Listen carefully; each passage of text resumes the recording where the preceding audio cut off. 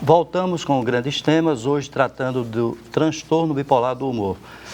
Chegaram aqui algumas perguntas dos telespectadores, o programa é ao vivo, e eu queria compartilhar essas perguntas. Tem algumas direcionadas aqui, por exemplo, ao Dr. Emerson. Eu sou paciente do Dr. Emerson e do Dr. Rodrigo, psicólogo. Passei por uma crise muito grande há pouco mais de um mês e estou me estabilizando agora. E amanhã tenho consulta com os dois. Me trato desde 2013 e já tive várias crises. Às vezes tenho a impressão que estou curada, aí paro de usar os remédios e no outro dia tenho geralmente depressão. Gostaria de saber se há alguma possibilidade dessa doença ter cura, porque não aguento mais tomar esses remédios. Ela botou o nome aqui, mas eu não vou dizer o nome. Sim, claro.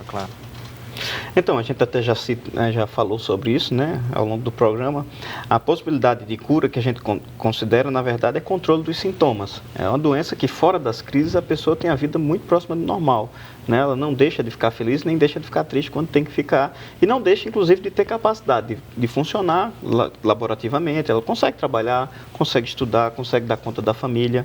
Agora, sem usar as medicações, e se essa medicação é parada de maneira abrupta, de uma hora para outra, você pode, na verdade, só pela parada instantânea dos remédios, desencadear crises. E isso é uma coisa que é bastante comum, porque como é uma doença que, fora das crises, você fica muito bem, então vem aquele sentimento de, acho que agora eu estou bem, eu não vou mais tomar medicação, né? E na medicina como um todo, né, e isso para a saúde mental é terrível, 50% dos pacientes não tomam as medicações.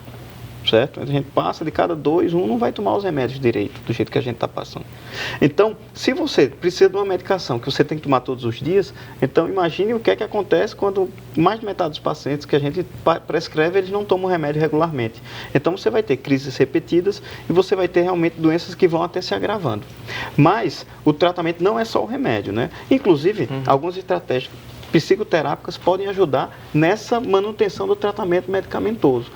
Da parte do médico, tanto orientação, psicoeducação, algumas estratégias que a gente inclusive utiliza lá no UOL, o Valnei faz parte de um desses grupos, a gente tem um grupo de psicoeducação que faz com que a gente explique o que é transtorno bipolar, explique a importância das medicações, o risco da falta do uso da medicação de maneira regular, fatores estressores que podem causar novas crises, a falta de sono, o estresse que você realmente, quando você fica exacerbado com estresse em demasia, você vai ter novas crises. Então a gente tem esses grupos, a psicoeducação pode ser individual, o médico com o paciente, o psicólogo com o paciente, ou pode ser em grupo, né? Você reúne 10, 15 pessoas com o mesmo transtorno e vai explicar sobre aquela doença, e daí você vai ajudando ela a perceber que aquela doença não tem...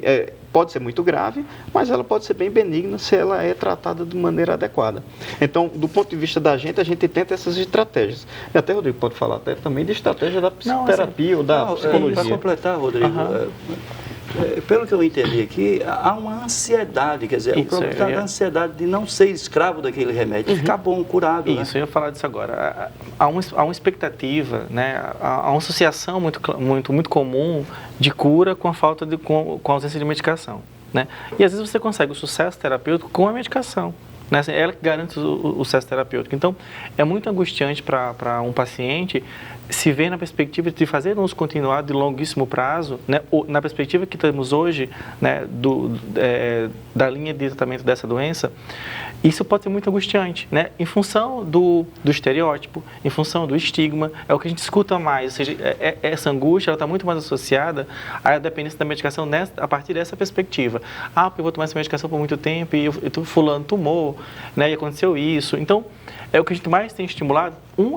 É acolher essa angústia, se ela surge, ela precisa ter uma atenção diferenciada para a gente poder conduzir isso terapeuticamente, onde é que essa angústia, ela atrapalha, né, no cotidiano desse sujeito, né, e ao mesmo tempo que compartilha essa angústia com toda a equipe, né? Que não só com o psicólogo, com a psicóloga, né? Mas também com o médico, ou seja, às vezes ele só conta para uma parte da equipe e não compartilha isso. É importante que todo mundo entenda, porque se o médico entende, né, que aquele paciente ele tem uma dificuldade com o manejo da medicação, ele vai tentar, dentro das possibilidades que ele tem, né, do arsenal terapêutico que ele vai ter, do vínculo terapêutico que ele tem, que ele cria com aquele paciente, de vamos ver como é que a gente pode ajustar tudo isso, assim, de acolher essa angústia. Essa angústia ela não vai ser desconsiderada de modo algum, mas ela vai dando vazão nos devidos espaços terapêuticos e compondo.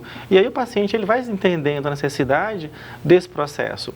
Pode não ser uma relação pacífica, né, mas é uma relação de entendimento, né, da necessidade, né, sempre pensando que a ciência ela é um contínuo, ela não é estática, estamos sempre pesquisando para desenvolver melhores estratégias e que, quem sabe, daqui a 5, 6, né, ou daqui a 1 ano, se tenha, sim, uma perspectiva medicamentosa de cura.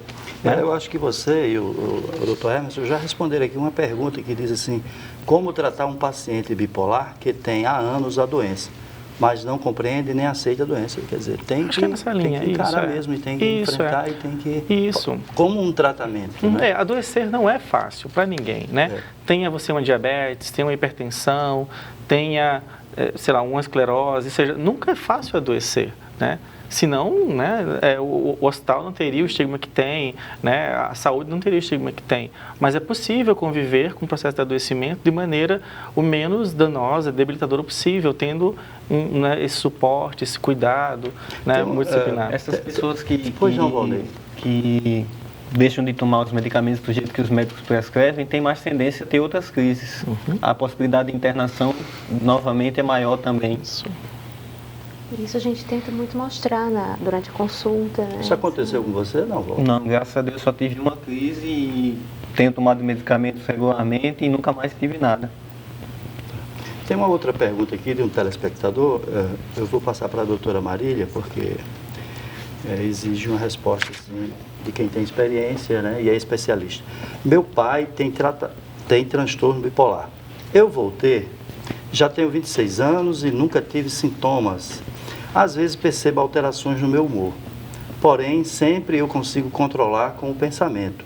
Essas alterações são normais em pessoas sem o transtorno? Quer dizer, na verdade são duas perguntas aqui. Ela quer saber se vai ter porque o pai teve e se ela consegue controlar a doença.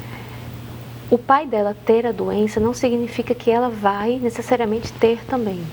Existem vários estudos mostrando que a prevalência, né, do transtorno bipolar é maior quando existe um parente de primeiro grau com a doença. No caso, se forem ambos os pais, esse risco aumenta.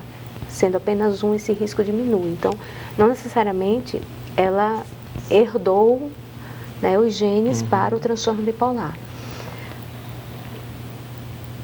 E assim, ela está com 26 anos, geralmente é uma doença que se inicia um pouco mais cedo, mais precoce, como foi dito inicialmente aqui. Mas, de qualquer forma, é importante ela prestar atenção, estar sempre... Como ela tem consciência disso, né, que o pai dela tem o transtorno, é importante ela prestar atenção nas mudanças, né? Se ela percebe que está passando por alguma mudança de humor importante, como ela já deve ter visto no pai dela, né, já que ele tem esse diagnóstico. E, dessa forma, procurar um especialista. Já existe algum exame, né, que a gente sabe que os estudos sobre o genoma, já existe algum exame que identifique que aquela pessoa vai ter o transtorno bipolar, como existe para outras, né, já existem exames nesse sentido que apontam que a pessoa vai ter um câncer de útero, né, dos seios, porque na sua carga genética está codificado isso. Já existe nesse aspecto? Na verdade, o transtorno bipolar ele é poligênico, tem mais de um gene envolvido. Então, assim, tem estudos em andamento, mas ainda não tem nenhum teste que possa ser feito agora, né, nesse momento, para realmente diagnosticar, não, você tem o gene que causa o transtorno bipolar. Ainda não, mas estudos em andamento tem. Tem. Bom, tem uma outra pergunta aqui para o Dr. Emerson. E aí a gente tem que diferenciar da anterior, porque é parecida. Diz assim, Dr. Emerson, Pessoas que convivem, não é a questão hereditária, pessoas que convivem com bipolares podem adquirir a doença? É outra questão da cultura, Exatamente. A pessoa, por conviver com uma pessoa que tem um transtorno mental específico como transtorno bipolar, não tem um risco de adoecer de transtorno bipolar. Agora, por ser uma doença que você pode ter episódios bem graves, na verdade essa pessoa vai poder adoecer por ser um cuidador, na verdade, que está exposto a muito estresse. Se são pacientes que às vezes estão muito adoecidos e não aceitam a doença, então imagine como é que vai ficar aquele familiar, vendo o familiar dele adoecido, né, precisando de ajuda, não aceitando essa ajuda e cada vez tendo crises maiores. Então, adoecer do bipolar, ele não vai adoecer, não vai ser contagioso. Agora, realmente é importante que seja feito um trabalho com os familiares também, para que eles não sejam afetados por uma doença grave que não está sendo de maneira adequadamente controlada. Isso é muito comum. Você vê que às vezes chega o paciente, ele vai até controlando, mas o familiar vai adoecendo. Né? Porque aquilo ali foi uma carga de estresse tão grande, foi uma coisa que você é acostumado a ver seu pai, seu irmão, sua esposa de uma maneira e depois a ver de uma maneira mais vulnerável, às vezes até agressiva com você, com seus filhos. Então é uma coisa que é difícil de você vivenciar isso e não adoecer junto, né? Mas um adoecimento que não quer, ela vai ter bipolar. Mas ela pode adoecer, ela pode ficar deprimida, ela pode ficar ansiosa, pode ter alguns... Ou uma questão de estresse agudo mesmo, né? Uma questão de estresse, que pode até desencadear alguns outros adoecimentos. Então é essencial que a família também seja cuidada, o paciente seja cuidado da melhor maneira possível e o paciente bem tratado, a família também ser foco da atenção clínica das equipes que promovem essa atenção a essa família. No nosso grupo de psicoterapia do UOL também tem, uma vez por mês, a família pode ir lá para justamente conhecer também mais sobre a doença e saber como lidar com ela. Pois é, Boni, eu ia pedir para você aprofundar essa questão, porque quando você começou a falar aqui, você citou em forma de agradecimento a sua esposa. Então a família é fundamental, né? Com certeza. E como foi essa sua experiência com a família? Sua esposa, você tem filhos? Tenho uma filha. E como foi essa experiência, assim, de aceitabilidade e de apoio? Bom, ela fez tudo para mim, assim, quando eu estava internado, ela que resolveu tudo para mim, assim, que estava pendente fora do hospital, né, porque eu não tinha como fazer nada, então ela foi resolver negócio de trabalho, o próprio INSS que ela teve que dar entrada lá, né, isso aí foi bastante...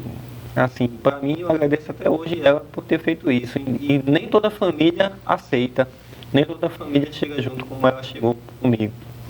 Bom, e os efeitos colaterais dos medicamentos? Você tem sentido? Você disse que toma remédio para dormir, tem, assim, um pouco de tremor nas mãos e na fala, às vezes tem. Certo. Principalmente quando eu fico nervoso, ainda tem. Mas só esses. Só esses. Como é que funciona esse seu grupo de trabalho, de estudos?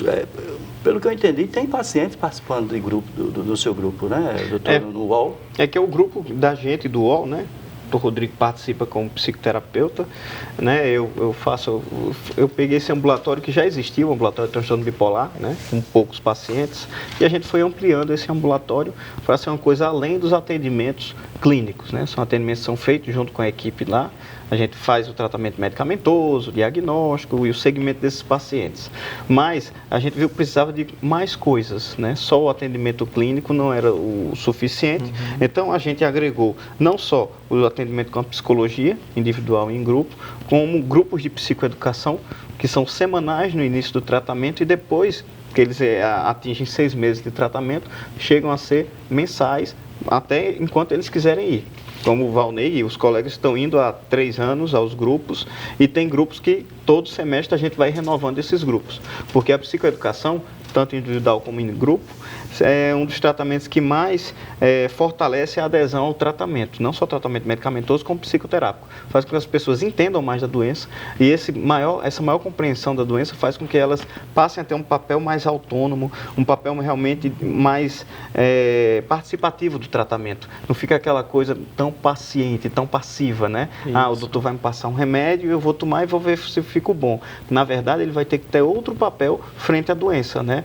Papel ativo. Não, eu vou vou buscar a minha melhora. Eu sei que dormir bem faz diferença, eu sei que evitar estresses desnecessários faz diferença, atividade física regular faz diferença, até o que eu vou comer faz diferença, usar álcool vai fazer diferença, outras drogas. Então eles vão se, na verdade, fortalecendo, se municiando de mais ferramentas para se manter estáveis. A família também nesse processo vai ajudando. E a família participa, porque eles participam A junto. palavra grupo dá a impressão de que as pessoas se reúnem e compartilham, é isso? E assim, de maneira prática, elas se reúnem assim uma vez por semana e depois esses grupos se renovam, como o senhor falou, assim, mas de maneira prática. Exatamente. Como a pessoa poderia fazer para participar? Então, para participar ele tem que ter o diagnóstico de transtorno bipolar, né? A gente faz essa triagem uma vez a cada semestre, então ela pode ser encaminhada por qualquer posto de saúde, CAPS, unidade de atendimento onde tem uma pessoa com transtorno bipolar que faz o acompanhamento, tem esse diagnóstico e queira fazer parte desse grupo, né? Aí chega lá, faz através com esse encaminhamento em mãos, ele pode ir, a cada começo de semestre faz essa triagem e aí começamos novas turmas, né, para esse grupo. Então funciona uma vez por cada terça-feira, uma vez por semana, né, no final da manhã, e isso dura 6 meses. Então você vai ter pessoas apenas com esse diagnóstico, né? É transtorno bipolar. Ah, não, eu tenho esquizofrenia. Não, é transtorno bipolar. Pode até ter ansiedade junto, outras comorbidades, mas tem que ter o diagnóstico de transtorno bipolar. Com a participação do Dr. Rodrigo, né? Doutor Rodrigo. Eu queria... Pois não, Valdir. Esse grupo também é que você troca informações com pessoas que têm o mesmo problema que você. E sempre tem um tema diferente a ser tratado, né? A gente que escolhe o tema. E isso é encorajador, não é? É. Para enfrentar a doença. Porque às vezes você tem um problema que o outro tem diferente. O seu é depressão e o dele não, já é euforia. Alguém já teve depressão ou nunca teve euforia, e assim a gente vai trocando informações. Isso.